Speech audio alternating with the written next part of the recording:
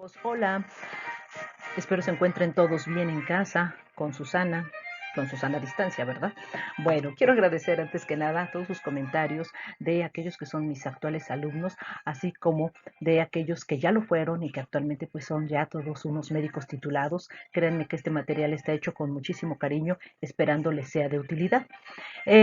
Son solamente tips, son puntos claves de los diferentes temas, porque recuerden que el material completo lo pueden ustedes ver en las diapositivas de los temas. Y entonces, el tema que abordaremos el día de hoy son cuerpos extraños en oído y perforación timpánica postraumática. Empezaremos. ¿Cuáles son esos cuerpos extraños? Bueno, pues básicamente estos cuerpos extraños no son tan extraños, pero se clasifican en animados, hidrofílicos e hidrofóbicos.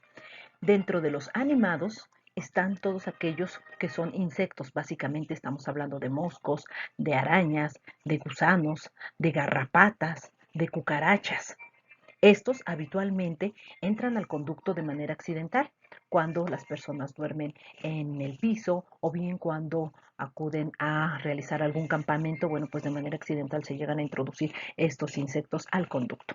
Y también los tenemos como los hidrofílicos y los hidrofóbicos. Los hidrofílicos, como su nombre lo dice, tienen afinidad por el agua, tienden a absorber agua y entonces en este grupo se encontrarán las semillas tales como el frijol, el trigo, el maíz, los chícharos, los garbanzos, entre otros. Y los hidrofóbicos, como su nombre lo indica, rechazan el agua, repelen el agua y dentro de estos vamos a encontrar cuentas o perlas de fantasía, canicas, gises, cotonetes, piedras, a veces hasta las puntas de los lápices o las puntas de los crayones.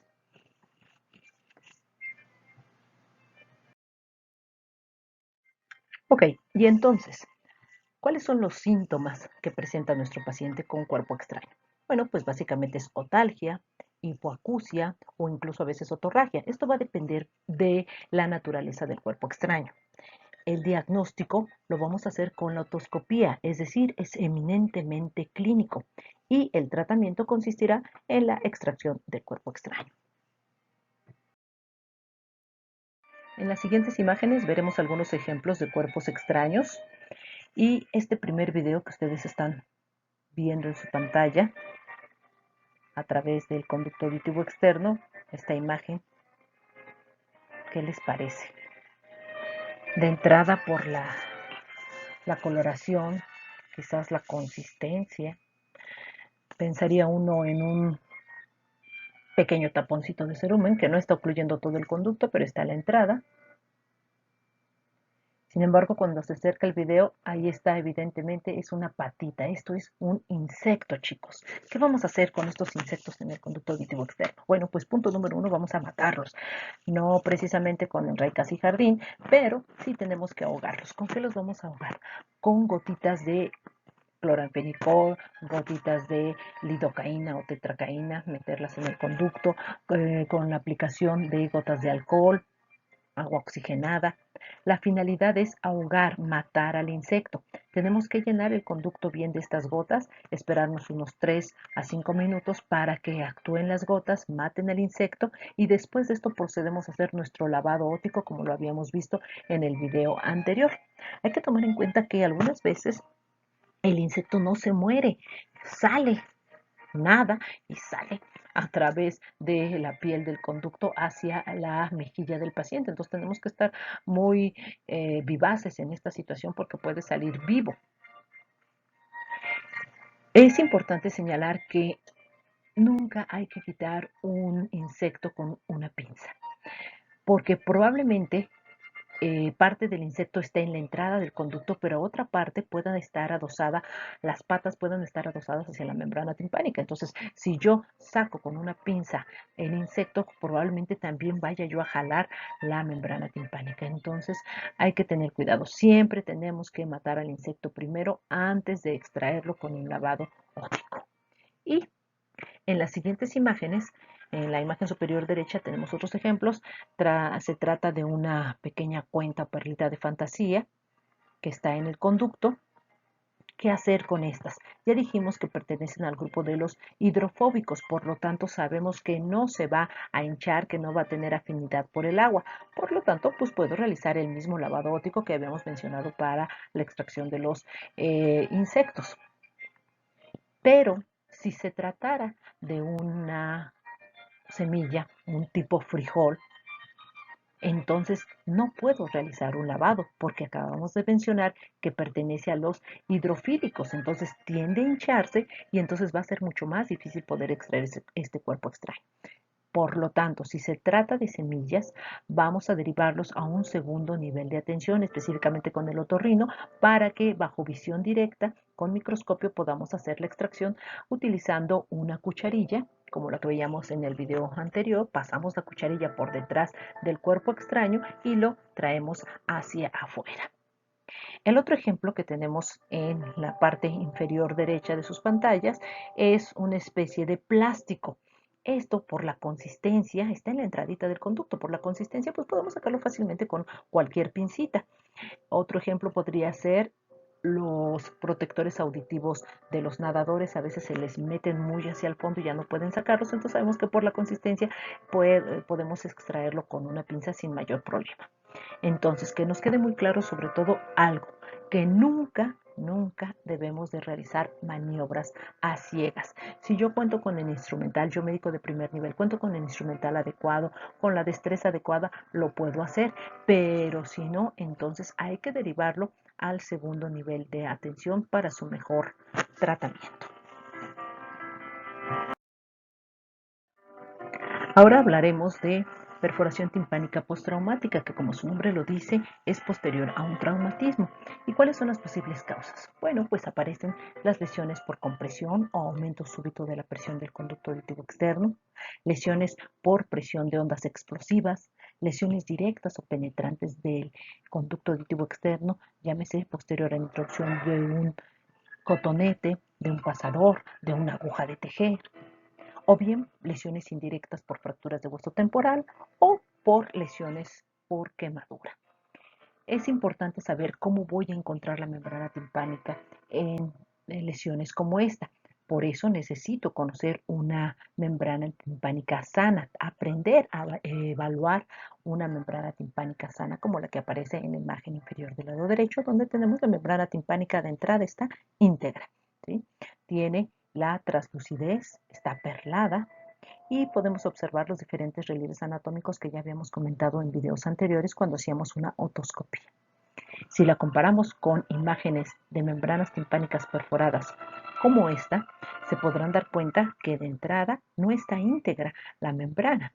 Tiene esta gran perforación, ¿sí? Y se puede observar una zona hemorrágica alrededor de la misma membrana y también hasta zonas hemorrágicas en el interior de la caja timpánica. Vemos este otro ejemplo donde también observamos que no está íntegra, siempre compárenla con la imagen inferior derecha, con la imagen sana, y se podrán dar cuenta que también carece de esta porción de la membrana timpánica. Esto que estamos viendo al fondo corresponde a parte de lo que es el promontorio en la caja timpánica y la vemos también con una pequeña zona hemorrágica en esta porción. Por eso es fundamental realizar una buena otoscopía para hacer el diagnóstico. ¿Y cuál es el cuadro clínico que presentan nuestros pacientes con membrana timpánica perforada postraumática? Bueno, pues lógicamente va a tener una hipoacusia. ¿De qué tipo? De tipo conductivo, porque está afectado el aparato de conducción. Va a existir otorragia, puede haber acúfeno y en algunos casos puede haber hasta vértigo. Depende de la severidad del traumatismo. El diagnóstico lo voy a hacer con la clínica. ¿A través de qué? De la otoscopía, como les comentaba yo hace unos momentos. Pero también vale la pena realizar una audiometría. Esto con la finalidad de valorar el grado de pérdida auditiva que tiene mi paciente posterior a la perforación de su membrana. Recordemos que a través de las pruebas de acumetría con los diapasones podemos evaluar el tipo de hipoacusia de manera cualitativa. Podemos decir si es una hipoacusia de tipo conductivo o de tipo sensorial y Con la audiometría podemos realizarlo ya de una manera cuantitativa, es decir, saber qué grado de pérdida tiene ese paciente en cuanto a su audición. Y aquí hacemos un pequeño paréntesis para decirles que la audiometría es el estudio que nos permite evaluar el nivel de audición que manejan nuestros pacientes. En la imagen que ustedes pueden observar, tenemos en el eje de las X lo que son las frecuencias en Hz que van desde 0 hasta 4000 o en algunos equipos hasta 8000 Hz. Es decir, son las frecuencias, son las tonalidades de los sonidos, y en el eje de las Y tenemos los decibeles, la intensidad en la que escucha mi paciente, que va desde 0 hasta 120 decibeles. Y entonces es importante saber que una audición normal siempre se va a encontrar entre 0 y 20 decibeles. De 20 a 40 estamos hablando de una pérdida de audición leve o superficial. De 40 a 60 decibeles estaríamos hablando de una pérdida moderada. En algunos libros lo manejan hasta 70, como lo podemos observar en la imagen. Y tenemos las pérdidas severas que van de 70 hasta 90 decibeles. Todo aquello que esté por debajo o más allá de 90 nos dará una hipoacusia de tipo profundo.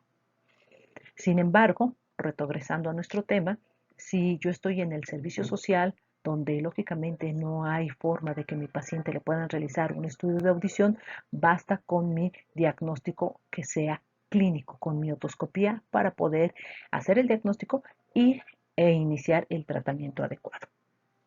El tratamiento. ¿Qué le voy a dar de tratamiento? Yo médico de primer nivel. Bueno, pues punto fundamental y básico de una buena evolución de mi paciente es cuidados de oído seco. No le puede entrar nada de agua a ese oído, chicos. ¿Por qué? Pues porque está perforada la membrana. Si le entra agua al oído medio, se puede complicar y ya no va a sanar esa membrana. Afortunadamente, la mayoría de las perforaciones postraumáticas cierran de manera espontánea gracias a la migración epitelial que tienen las capas de la membrana timpánica, pero es fundamental que el médico de primer nivel le indique los cuidados de oído seco, que también ya habíamos mencionado en videos anteriores. Por favor, si tienen dudas, revísenlo en los videos anteriores. Y un tratamiento sintomático, pero de tipo sistémico. Si mi paciente acude con dolor, bueno, pues puedo darle algún analgésico, algún desinflamatorio, pero por vía sistémica.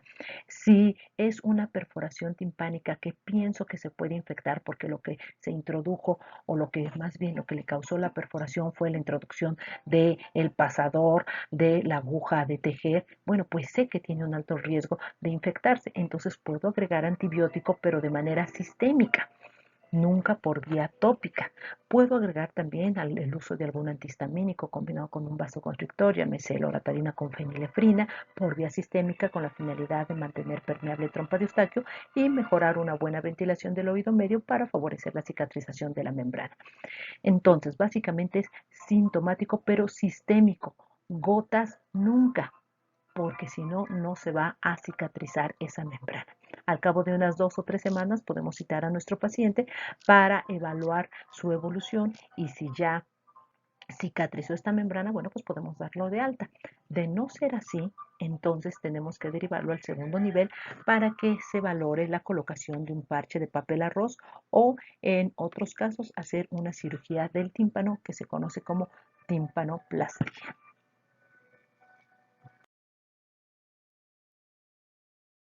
Con esto terminamos este tema. Espero que haya quedado claro. Cualquier duda, yo quedo pendiente de todos sus comentarios. Hasta el momento, pues nadie me ha comentado, bueno, no me han dicho ninguna duda. Quiero pensar que todo está muy claro, pero si no, quedo a sus órdenes de verdad para todas sus preguntas, sus dudas, sus inquietudes. Sigan estudiando en casa, chicos, hay que seguirse preparando. Y si les gustó el video, denle like y suscríbanse. Nos vemos en la próxima.